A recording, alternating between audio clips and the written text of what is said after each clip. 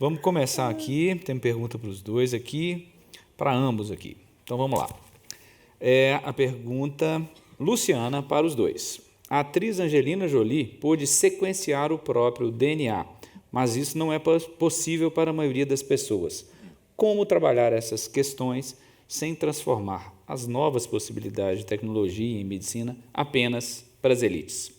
Acho que é importante, quando a gente fala esse caso da Angelina Jolie, mas nos 15 minutos de fala não dá para você ficar falando detalhes, né? Mas foi uma pequena parte do DNA, mas o ponto é, ela tinha um histórico. Tá? Então, esse sequenciamento de DNA ele é normalmente aconselhável para quem tem um histórico grande de doenças relacionadas a câncer de mama ou outras na família. Então, é aconselhável fazer isso. De fato, essa questão genética ela tem um preço. E isso, lógico, de alguma forma ou de outra, vai reduzir o número daquele público que vai pelo menos, ter acesso a isso em algum momento. A esperança é que, lógico, com essas técnicas ficando mais high throughput, né, que você pode utilizar ela em larga escala, que esses preços caiam um pouco. Mas um detalhe que é importante falar é que, no caso dela, fez sequenciamento porque ela tinha um histórico, e, no caso do histórico, aí é recomendável fazer esse tipo de intervenção. O que a gente pode fazer reflexão aí, professor? Eu vou deixar isso para mais adiante, que eu vou retomar o último slide. Porque envolve a questão dos biohackers, que isso exige uma consideração à parte. Né?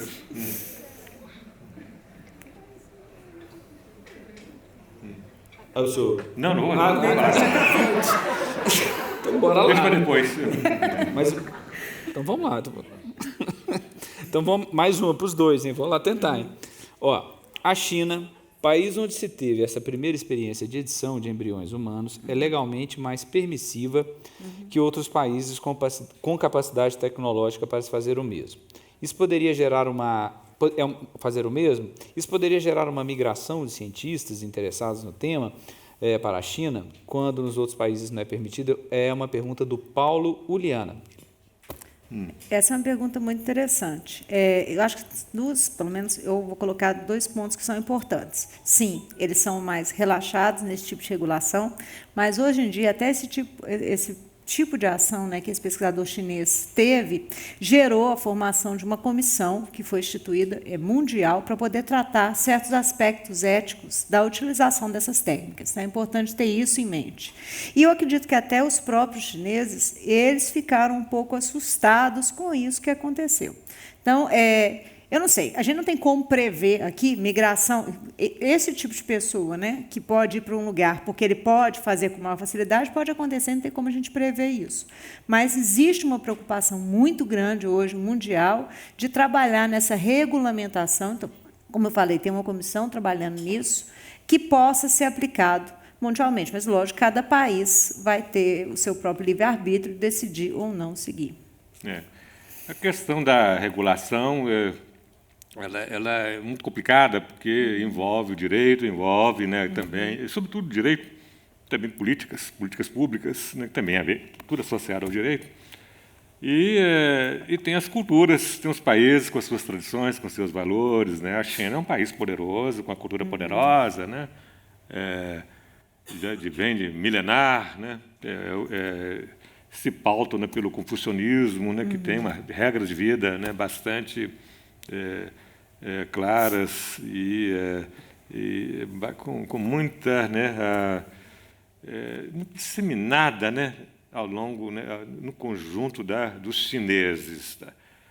Só que quando está em jogo ciência e tecnologia,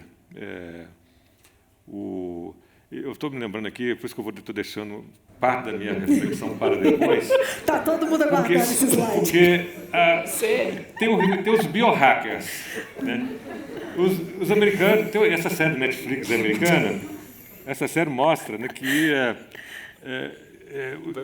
cheio de biohackers nos Estados Unidos, trabalhando, né, problemas, né, o lado meio dark side, né, o lado B, né, meio clandestino, né, furando os esquemas, né, e aí vem os chineses.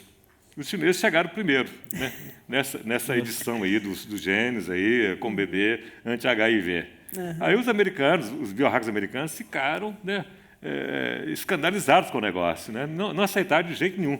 Está lá nessa série da Netflix que eu vou comentar depois. O nome dessa série, pelo amor de Deus. Unnatural Selection. Unnatural Selection. Foi traduzida como seleção artificial. Muito ruim a tradução portuguesa. Então, eles falam o seguinte, olha, esses chineses furaram a fila. Eles foram rápido demais. Não foram conscienciosos. E o biohacker seria, né? E o americano seria consciencioso, né? Cuidadoso, claro. Né? Seguir o princípio ético da precaução. Né? Ao passo que os chineses não. E realmente isso ficou esquisito, né? Porque as autoridades chinesas, as próprias autoridades chinesas, com Confúcio ou não interessa, né? Porque aí não tem nem sei se tem ética. As autoridades chinesas jogaram os dois para fora. Né? Ninguém sabe onde eles estão mais. Né? Eles foram penalizados, duramente penalizados. Né? Isso por causa de uma tecnologia controversa. Né? Ó, vamos aqui para a Silvia. Tem uma aqui boa para o senhor, viu, professor? Eu estou esperando o slide. Pois é, nós vamos esperar o slide. Eu vou deixá-la para o final. Pergunta para a Silvia. Quais as doenças que temos hoje derivadas de mutações genéticas? Nossa, são várias. São muitas. Você até falou um número aqui, né? Você falou 70% Falei, de um Olha número só. que eu não sei todas em todos os órgãos, né? Mas são 75 mil mutações, né? Que a gente tem. Eu não sei quantas levariam a doenças de fato. Assim, eu realmente não sei falar, mas são muitas. E isso levando assim, a consequências em vários sistemas do corpo, no cérebro, no coração, órgãos sanguíneos, linfocitários. O número total, realmente, eu não sei falar. E professora Silvia, tem mais uma pergunta aqui que eu acabei, que é da Luísa, e ela pergunta dos alimentos transgênicos, mas ela está querendo saber dos impactos positivos e negativos das pessoas que se alimentam desses alimentos transgênicos. Tem algum resultado? Pois é, a alimentação transgênica não é minha área de atuação, mas, assim, enfim, se a gente pensa, e eu não sei se existe um estudo que pode falar exatamente qual que é o impacto disso ao certo. Então, eu estou falando alguma coisa, do meu ponto de vista, é especulativo. Mas, em certo ponto, pelo menos para a questão de produção, com eficiência, às vezes um alimento com maior valor nutritivo, isso é muito bom. Você imagina que a população está aumentando, né? E a gente tem, às vezes, vários entraves na agricultura, quando você tem pragas, usos de agrotóxicos. Então, acho que você tem que pesar uma coisa relativa à outra, né? E nesse peso, nessa comparação, eu gostaria de ser alguma coisa na minha área que pudesse falar com mais certeza. Mas eu acho que, de certa forma, pelo menos para o milho, hoje, se vocês olharem na embalagem, a maioria do milho que a gente consome é de origem geneticamente modificada. Vocês podem ver que tem aquele símbolo lá de transgênico que a gente utiliza. Até hoje eu não escutei nada no sentido de que esse milho geneticamente modificado poderia, por exemplo, trazer algum problema. Mas, de novo, não é na minha área de expertise. Ontem eu estava conversando com a Adriana, sua colega, sobre isso. Ela tem uma afinidade com essa área. Ela fala que esses OGMs, depois de 20 anos, há muita segurança que eles não fazem mal. Né? Mas é uma questão de cultura, as pessoas têm dificuldades, não acreditam, né? E são desconfiadas. E o nosso país tem uma regulação muito frouxa. Né? O europeu é mais conservador, muito né? mais, se cuida mais, né? Se expõe menos, né? E aqui, então, as pessoas ficam desconfiadas. Né? Agora, então, o milho parece que é bem, né? O arroz enriquecido também, né? O golden rice é muito bom, né? Tem tudo isso. Agora, o que me assusta um pouco, né? Com esses monopólios, né, você vai criar um tipo só de milho. Né? E quando você vai ao Peru, você nota que tem umas centenas de milho. Aqui não. Aqui não, só tem um tipo de milho. Né? E tem um problema ambiental também, né? Que a gente sabe que isso traz problemas ambientais. Né? O milho pode ser tranquilo, mas o ambiente, o entorno, sofre as consequências da monocultura. Né? Onde tem monocultura é ruim. Né? E aí a diversidade acaba do milho, né? Igual no caso da mandioca, com ou sem transgenia, né? A mandioca, né? Tem centenas de mandiocas na Amazônia, né? Centenas, né? Nós aqui processamos, né, 2 ou 3, poucas, né? muito pouco. Isso é ruim do ponto de vista da natureza, né? E natureza diversidade é riqueza, né? Do ponto de vista evolucionário, né? Isso me preocupa um tanto, né? Você pensa, por exemplo, né, as monoculturas nos Estados Unidos, né, a polinização, né, o número de abelhas caindo, né, aí a solução é técnica, né, vai ter que colocar drones, né, para polinizar, né. Imagina, Isso aí é uma coisa, né, que Professores, tem até uma pergunta que fala assim, como é que fica o papel do Estado nisso, nesse mundo tão... Estado? O papel do Estado em relação a isso, né? Até a pergunta é do governo, mas eu até diria assim o Estado, já que nós estamos lidando, inclusive, também com um problema que é transnacional. Uma questão, pelo menos, que não seja problema. Aí, no mundo globalizado, teria que ter regulações compartilhadas, né, em escala mundial, né, mais do que a escala dos estados, nações. Né. Na pesquisa a gente consegue perceber alguma coisa assim? Essa questão dessa comissão que foi criada para fazer essa regulamentação, ela ultrapassa né, esse âmbito. Que tem que ultrapassar. Né. Porque... E aí tem órgãos internacionais que podem ajudar a fazer isso. Né.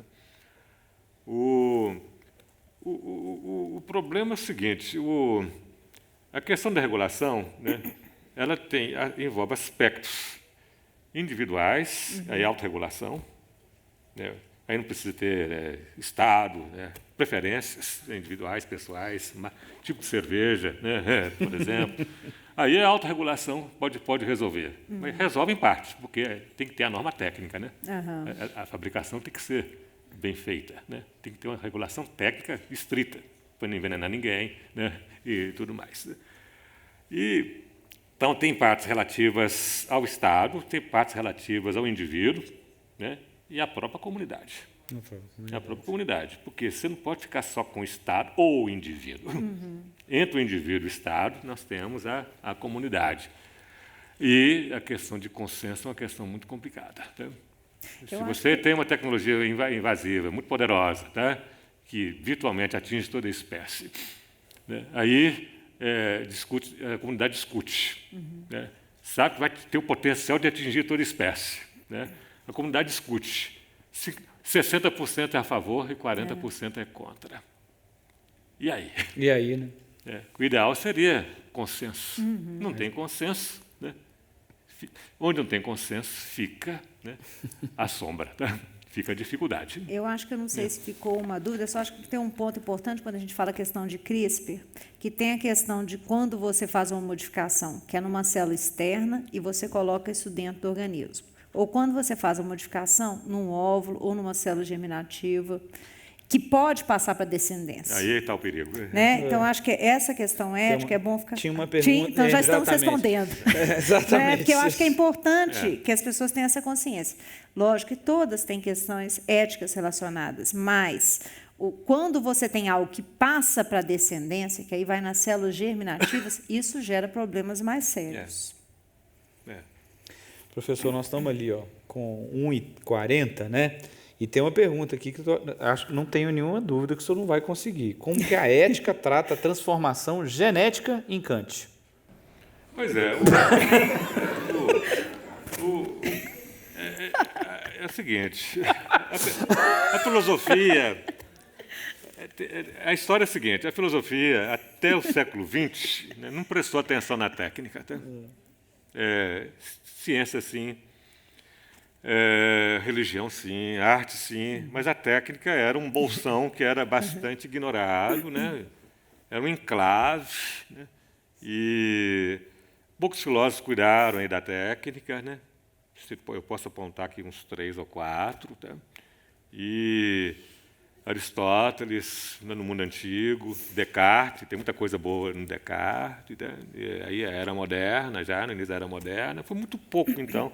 Os filósofos quase não prestaram atenção na técnica, e menos aí na tecnologia, que surgiu depois, né? Bem mais tarde. E a visão que o filósofo tinha da tecnologia era uma visão instrumental, que é a visão mais popular. Né? É uma ferramenta, um instrumento, né? Meio neutro, você pôr a relação em fins e meios, né? Você controla os fins, você controla os meios, e a coisa estava, né, mais ou menos resolvida. Sob controle, né? E aí, se vocês pegam Kant, né, que tem uma moral poderosa, mas ela é muito fraca, né, no tocante à técnica, porque Kant não pensou a questão da técnica. Tá? E esses imperativos universais do Kant, o imperativo categórico, tá? Não foi pensado, esse imperativo não foi talhado, pensado para calibrar e pensar, né, as aplicações de ciência e tecnologia de jeito nenhum. Tá? Ficou na esfera moral estrita. Né? E aí, impotente, né, para tratar dessas questões mais graves, mais amplas, né? E mesmo questões triviais. Né?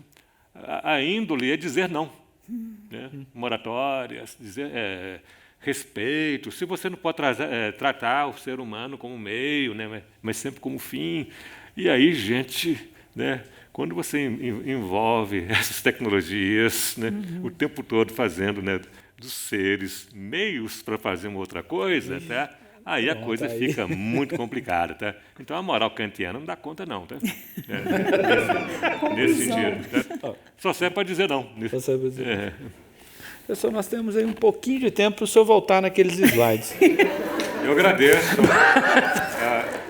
a ocasião. É o seguinte, é importante... Uma dica aqui da Silvia que eu quero retomar, né? A gente tem que distinguir os tipos de tecnologias, tecnologias, biotecnologias. Temos 2 programas aí nas tecnologias ao longo aí dos séculos, tá? Primeiro, conquistar a natureza externa, né? E depois, né, o ser humano, a natureza interna, o corpo e mente, né? E esse programa, né, está aí implantado, né, nos dois campos, nos 2 âmbitos. Né? E aí, em se tratando de seres humanos, isso nos leva às biotecnologias, que têm uma aplicação mais ampla, né? Seres vivos, plantas, animais, mas vamos ficar só com os seres humanos. Né? E os seres humanos são controversos, né? Cheios de problemas morais. Né? E aí nós temos que distinguir, nós temos que calibrar, aquilatar, né, usos, riscos, perigos, e não temos como blindar nada. A ação nos coloca no terreno do aberto, da contingência do aberto. Ninguém consegue blindar as ações, fechar o campo. Tá? Sempre vamos correr riscos, isso faz parte da vida. Viver é perigoso, né, dizia Guimarães Rosa.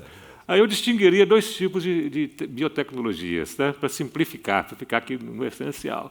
As biotecnologias restauradoras, também chamadas de normalizadoras, tendo como exemplo os fármacos, as próteses e os marca-passos. Sensacional isso aí. Tá? Muitas delas são cibernéticas, tá? Por exemplo, marca-passos. Tá? E temos biotecnologias melhoradoras, também chamadas de reconfiguradoras, por implicar na potencialização e turbinagem, o boost, né, dos organismos humanos, levando à eugenia. Aí é perigoso. Né? Essa eugenia nazista, por exemplo. Né? E a transmutação da espécie. E tendo como exemplo emblemático o supermouse, criado na Case Western Reserve University de Cleveland, nos Estados Unidos, em 2007. Né? Já tem uma data, né? Foi criado com propriedade de maratonista campeão. Corria 10 vezes mais do que um rato comum. Né? E era um atleta sexual também. Reprodução até 3 anos de idade, né? Equivalente a uma mulher de 80 anos. Então, é sensacional esse super mouse, esse super rato. Né? Sensacional enquanto é rato. E aí, a revolução genética está nesse 2º grupo. Antes de tudo, nesse 2º grupo. Né? Porque são tecnologias transformadoras, revolucionadoras, né? Transmutação. Né? E aí temos a CRISPR e outras, né, derivadas e associadas. Professor, eu vou ter que ser desmancha prazer. O que eu vou fazer? Né? Tempo é o tempo. Eu deixo lá a recomendação. Tá? Isso. Hashtag fica a dica, né, professor? Fica a dica aí na Netflix. Tá? 4 episódios sensacionais, aspectos éticos, também regulativos. Fica aí a recomendação. Tá? Maravilha, gente. Tá? Bom, olha só. Esse é o FMG Talks está chegando ao fim mesmo, gente. Então vamos falar da próxima edição, que é em dezembro. Nós vamos aqui fechar o ano em grande estilo, não que a gente não tenha ficado em grande estilo hoje, mas vamos ter música e dança, arte e movimento. O encontro será no dia 4 de dezembro com os professores Maurício Loureiro, da música, e Mônica Ribeiro, das artes cênicas. Né? Você gostou do evento, se você está achando interessante o que nós estamos fazendo, o folder que você gostou, participa da pesquisa da gente, no folder tem lá o QR Code, dá a sua opinião, apresenta tema para a gente, né? Ajude que a gente possa fazer um UFMG Talks mais bacana. Né? E lembrando aí que o UFMG Talks é uma iniciativa da Pró-Reitoria de Pesquisa, em parceria com o Centro de Comunicação da UFMG e conta com o apoio da nossa Fundep, a nossa Fundação de Desenvolvimento da Pesquisa. Todas as edições são gravadas e podem ser assistidas pelo site da Pró-Reitoria de Pesquisa. O endereço é www.ufmg.br/prpq. Nós da UFMG agradecemos muito a todos vocês que aqui estão, em especial professores. Muito obrigado pela presença. Prazer é nosso. Que foi excelente, viu? Foi um prazer, gente.